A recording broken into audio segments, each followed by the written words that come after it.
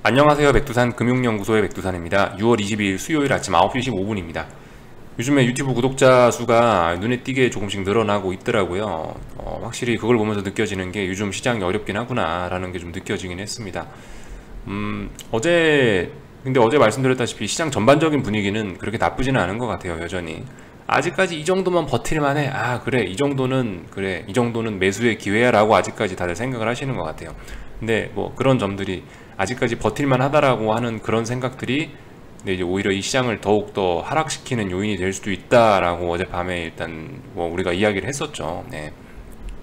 하여튼 유튜브 구독자분들이 좀 많이 늘어나고 있는데, 최근에 오신 분들 제 유튜브 채널에서 제가 돈을 벌어드릴 수는 없어요. 그죠? 이 돈은 직접 버셔야 되는 거예요. 저는 문 앞에까지 데려다 드릴 수만 있고, 문은 직접 열고 나가셔야 되는 겁니다. 이렇게 생각하시면 좋겠고요. 여기는 쉽게 말해 어떤 공부하는 공간, 어떤 나의 좀 중장기적인 미래를 위해서 함께 시장을 분석하고 어떤 심리적인 수련을 하고, 뭐 어쨌든 저는 그런 공간이라고 봐요. 예. 그래서 그 새로 오신 분들 관련해서 요거 영상 하나 봐주시면 좋겠어요. 6월 17일 날 제가 아침에 올렸던 영상인데, 여기에서 제가 새로 오신 분들 위해서 좀 이야기를 좀 길게 한 게 있거든요. 요거 한번 봐주시고 제 영상 계속 봐주시면 좀 더 어떤 제 유튜브 채널 활용도가 좀 높아지실 수 있을 것 같아요. 자, 아침이니까 요만큼만 이야기하고 미국장 봐야 되겠죠. 자, 이제 어젯밤 반등을 성공을 했습니다. 일단 어딘가 이 고점 저항 라인들을 돌파 한 장 했으니까 일단 좀 반등을 하겠다라는 신호로 받아들이면 될 것 같긴 합니다. 그 어딘가가 어딜까요? 예를 들면 고점과 고점을 연결하시면 되겠죠. 그죠? 고점, 의미 있는 고점과 고점을 이렇게 연결하면 이게 지금 잘 안 꺼진 겁니다. 정확하게, 네, 지금 이 선은 정확한 게 아니죠. 이렇게 끊어놓으면은 대략적으로 어떤 저항선이 나오죠. 이 저항선을 돌파 한 차 했으니까, 그리고 보시면 지난 몇 거래일 동안 하방 경직성도 확보했으니까, 그리고 어딘가 어떤 저항도 돌파 한 차 했으니까 의지를 보여준 겁니다. 어제 말씀드렸던 게 자리가 3750이죠. 3750 돌파 한 차 했으니까 이제 어디까지 오를 수 있다? 3900 정도까지는 가능성이 열렸구나 라고 봐주시면 될 것 같아요. 나스닥도 같습니다. 숫자만 달라질 뿐이에요. 제가 뭐 다른 거 뭐 특별한 거 없습니다. 고점과 고점 연결한 라인을 이렇게 그어 보시면은 어떤 추세선이 나오게 되는데, 추세선을 돌파 한 차 한 거고, 그리고 11250이라는 자리가 지지력으로 확인이 됐고, 여기서 몇 거래일 동안 오랜 지지력을 확보를 했고, 그리고 이제 그럼 위쪽으로 어디까지? 11780까지는 갈 수 있다 라고 보시면 될 것 같고요. 그죠? 어젯밤에 그래서 반등의 의지를 보여주긴 했어요. 예. 그렇지만 여전히 시장이 어제 반등의 의지를 보여줬다라고 해서 이제 급반등, 이제 뭐 다시 밝은 장밋빛 미래, 아직 그것까지는 이야기하기가 좀 어려울 수 있어요. 하여튼 어젯밤 조금 뭐 자세한 이야기, 눈에 띄는 거 몇 가지만 좀 해보자면, 어젯밤 같은 경우는 어쨌든 좀 강하게 상승 마감을 하긴 했지만, 원웨이 상승장, 일단 그런 거는 구체적으로 봤을 땐 좀 아니라고 생각을 합니다. 사실 그렇게 중요한 차이는 아닐 수 있는데요. 이제 제가 보는 그런 어떤 차이점들 좀 말씀을 좀 드려볼까 하는데, 뭐냐면은 제가 이제 원웨이 상승장이라고 표현하는 경우와 그렇지 않은 경우, 그러니까 어젯밤은 원웨이 상승장이 아니었거든요. 그런 것과의 좀 차이점 좀 말씀을 좀 드려볼까 합니다. 나스닥 기준으로 말씀드리는데, 나스닥은 원웨이 상승장으로 보긴 좀 어려웠다라는 생각이 좀 들긴 들거든요. 보통 이제 원웨이 상승장 같은 경우는 이 장 초반부터 급등 출발을 해가지고 뭐 이미 전일의 고점이나 뭐나 어떤 전일의 매물대를 다 돌파한 차에서 시작 한 30분 만에 다 돌파한 차를 해서 꾸준히 오릅니다. 정말 꾸준히 오르고, 장막판 한두 시간 전쯤엔 이제 단타 세력들이 청산하거든요. 그러면서 이제 시장이 좀 옆으로 기거나 아니면 살짝 빠지는 이런 모습들이 나타나는 게, 이런 게 보통 원웨이 상승장이죠. 원웨이 상승장의 특징은 또, 그리고 콜옵션들이 좀 대박이 난다는 거, 콜들이 대박이 난다는 게 어떤 전형적인 원웨이 상승장의 특징이라 할 수 있겠습니다. 정말 강력한 매수세가 나왔다라는 거가 이제 이런 모습인 거죠. 근데 이제 어젯밤 같은 경우는 이제 나스닥을 이렇게 가만히 보시면 이게 나스닥 차트인데, 근데 이제 전형적인 그런 건 아닌 것 같아요. 약간 좀 개인들 뒤통수 치려고, 상방으로 추격하는 개인들 뒤통수 치려고 그런 것도 있는 것 같고, 어제 밤 같은 경우는 장 초반에 잠깐 원웨이 상승장인 것처럼 좀 힘을 뽑아내 놓고, 생각보다 빨리 팔아먹더라는 겁니다. 생각보다 빨리 이 뒷심이 좀 떨어지더라는 거. 이렇게 되면 어떻게 되냐, 이렇게 되면 콜옵션이 살이 붙기는 어렵거든요. 이렇게 되면 장중에 콜옵션은 계속 죽는 거예요. 이렇게 되면 벨벨벨벨 하면서 죽거나 뭐 그런 겁니다. 물론 이렇게 된다고 해서 풋이 살아나지도 않아요. 이렇게 돼도 풋은 죽습니다. 아무튼 근데 이런 모습들 이게 그러니까 이 언제부터 꺾이느냐 이런 것도 중요한 건데 이 제가 봤을 때는 이런 거는 원웨이 상승량이라 보긴 좀 뭐하고 상승하고 뭐 중요한 어떤 저항을 돌파한 척 하긴 했으니까 아 반등하겠구나 봐줄 수 있긴 한데요. 아무튼 이 내용물이 좀 내용물 열어보니까 좀 이런 면에서 좀 부실하고 아쉬워 보이는 점들이 있구나. 요 정도 이야기로 한번 뭐 그 정도 이야기로 가볍게 들어주시면 좋을 것 같아요. 어쨌든 올랐어요. 요즘 시장이 그러니까 상황이 좀 분위기가 안 좋다라는 게 하락할 땐 다 빠지고 상승할 땐 다 상승하고 이런 모습들. 어젯밤 전 종목 뭐 거의 전 종목 다 올랐다 해도 틀린 말 아니죠. 거의 전 종목 다 올랐고 오르더라도 많이 올랐고 그죠? 이런 모습들 나타났습니다. 그래서 참 빅스까지 참 한번 좀 더 살펴볼까 하는데요. 그래서 뭐 원웨이 상승장이 아니다. 뭐 이런 원웨이 상승장, 뭐 그렇게 강한 상승장, 뭐 이렇게 보긴 좀 어려울 수 있다. 뭐 이렇게 좀 말씀을 또 드려보는 게 하여튼 내용이 뭔가 좀 부실해 보인다. 컨텐츠가 좀 안 좋다. 이런 식으로 말씀드리는 게 빅스 같은 것도 솔직히 좀 그렇다는 거죠. 사실 어제 같은 상승률이었으면 이거 빅스 제법 많이 죽였어도 됐는데 꼬리 달고 올라오더라. 이런 것들. 뭐 물론 저 꼬리 하나를 봤다고 해서 제가 여기서 여기 이만큼 꼬리를 봤다고 해서 제가 여기서 이거 가지고 이제 반등합니다라고 주장하지는 않을 건데 근데 보통 이런 날은 시원시원하게 장대음봉으로 죽이기 마련인데 일단 잘 그렇게 죽이지는 않더라고요. 이런 거. 그러니까 풋옵션이 죽긴 죽었는데 조금 그래도 좀 내성을 갖고 있다. 풋옵션들이 상승의 내성을 갖고 있다. 이 정도 표현을 해도 괜찮지 않을까. 아무튼 이 중요한 거는 아래 꼬리 달든 어쨌든 더 죽을 수 있다는 거예요. 그죠? 증시는 더 반등할 수 있고 그리고 빅스는 더 떨어질 수 있고 이렇게 그냥 눈에 보이는 대로 봐주시면 될 것 같고요. 그래서 어젯밤에 이제 우리가 기다리던 반등이 올라왔어. 드디어 이제 방향성이 어디로 정해지나 폭락을 하나 아니면 반등을 하나 기다렸는데 방향성이 정해졌어. 그러니까 이제 나는 이제 오늘부터 당장 이제 뭐 반등에 베팅을 할 거야. 뭐 아니면 뭐 반등시 매도 전략이라고 했으니까 이제 이 기회를 이용해서 인버스를 살 거야. 조금만 더 참아 보셨으면 좋겠습니다. 그죠? 이게 시장이 지금 어땠어요? 지금 우리가 이 방향성을 확인할 때까지 일단 뭐 위쪽으로 조금 올라오겠다라고 일단 이야기를 하긴 한 거잖아요. 지금 드디어 며칠 만에 이 이야기를 하기까지 얼마나 오래 걸렸냐고요. 반등도 비슷할 수 있어요. 반등도 올라오면서 계속 올라오면서 어딘가 이제 고점을 계속 확인을 해야 돼요. 여기서 못 가는구나 라는 게 확인이 돼야지 이제 다시 아래쪽으로 꺾이든지 말든지 할 수 있을 거라고요. 그러니까 지금 당장 양봉 하나 올라왔다라고 해서 여기서 하락 포지션 나 인버스 산다 여기서 몰빵하고 그러시면은 곤란할 수 있다는 거예요. 충분히 좀 기다려 주셨으면 좋겠습니다. 가만 보면 이거 S&P 차트인데요. 여러분들 가만 보시면은 이 위에서 멈춰 있는 구간에서 여러분들 인버스 살 기회에 숏 포지션 매집할 기회 엄청나게 많이 줬어요. 단지 이제 우리가 이 기회에 손 떨리고 몰라서 이제 무서워서 못 산 거지. 생각해 보시면은 그죠? 기회는 충분히 줬어요. 이게 반등 올라온다고 이거 하나 보고 당장 뭐 나는 하락에 베팅한다. 이게 좀 위험할 수 있다고요. 일단 그냥 어젯밤은 그냥 이게 올라오겠다는 의지가 있구나 정도를 확인했다. 이 정도로 그냥 가볍게 보고 넘기셨으면 좋겠어요. 지금 최소한 폭락할 건 아닌가 보다. 그래 역시 시장이 반등할 생각이 있나 보다. 이 정도로 가볍게 봐주셨으면 좋겠다. 이런 이야기를 좀 드렸고 나머지들은 다 좀 애매합니다. 그죠? 요즘 이 금리 같은 것도 최근에 FOMC 이전에 이미 긴축이 선반영이 돼서 막상 FOMC 회의 이후 되니까 조용한 모습들 보이고 있고 그러니까 시장이 지금 반등도 할 수 있다라고 봐요.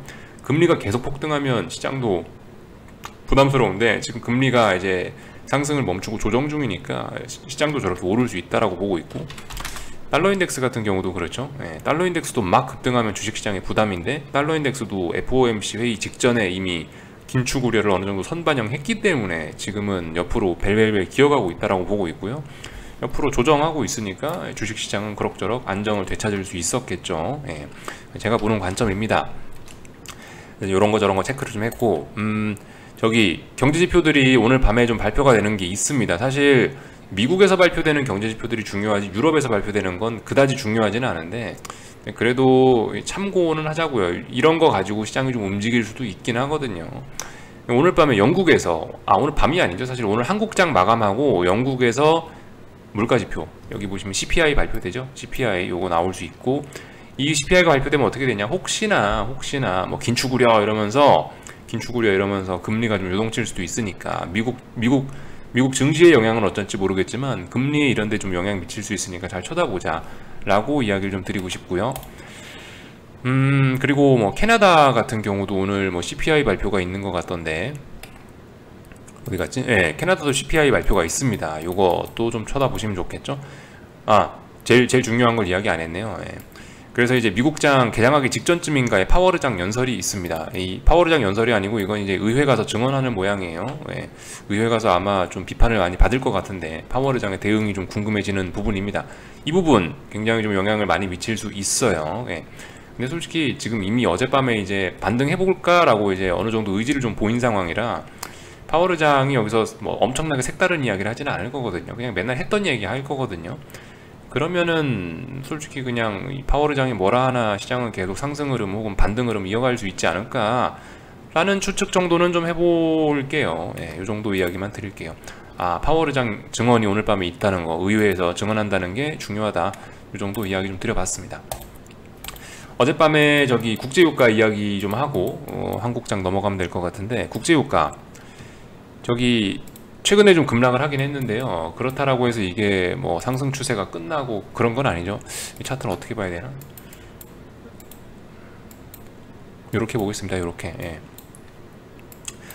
최근에 급락 한번 했죠. 최근에 한 6, 7% 급락하면서 그 증시 급락할 때 같이 급락하면서 차트가 요런 모양이 만들어졌는데, 아직까지 어떤 아직까지 뭐 추세가 훼손되거나 그런 건 아니에요. 아직까지 상승 잘하고 있는 거고, 잘 봐야 되는 건 지금 뭐다? 사실 이게 국제유가가 아예 추세가 죽는다라고 하려면요, 95달러 붕괴가 돼야 됩니다.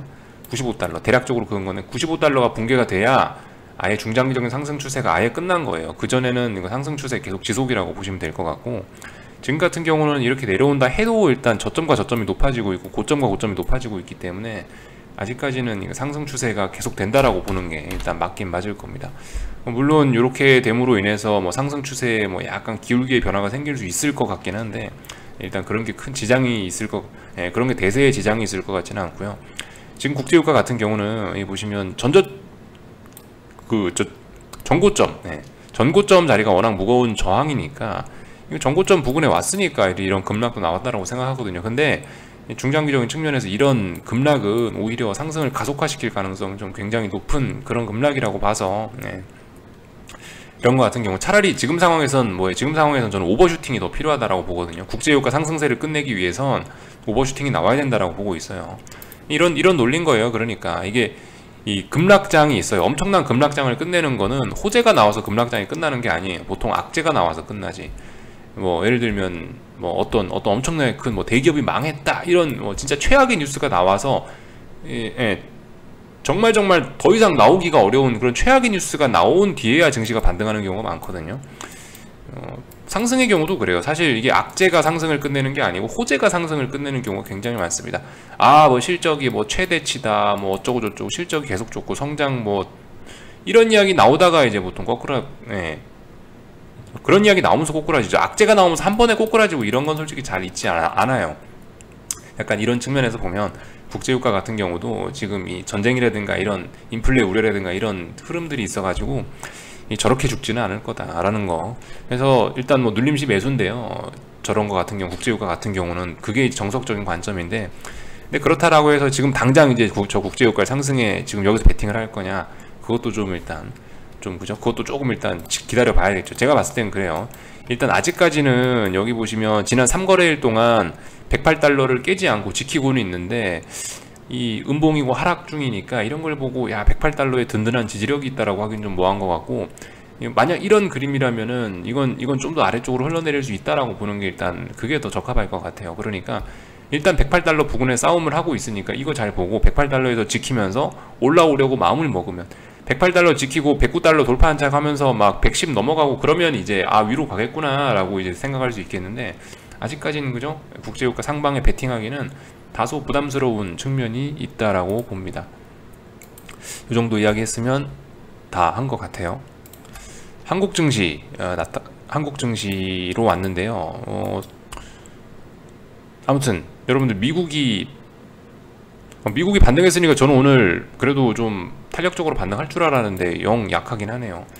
근데 아무튼 이 한국 증시도 가만히 보시면은 이게 지금 이런 식으로 만약에 이제 315란 자리를 지금 어제 제가 말씀드렸죠. 315란 자리를 어떤 지지선 역할을 하고 있다.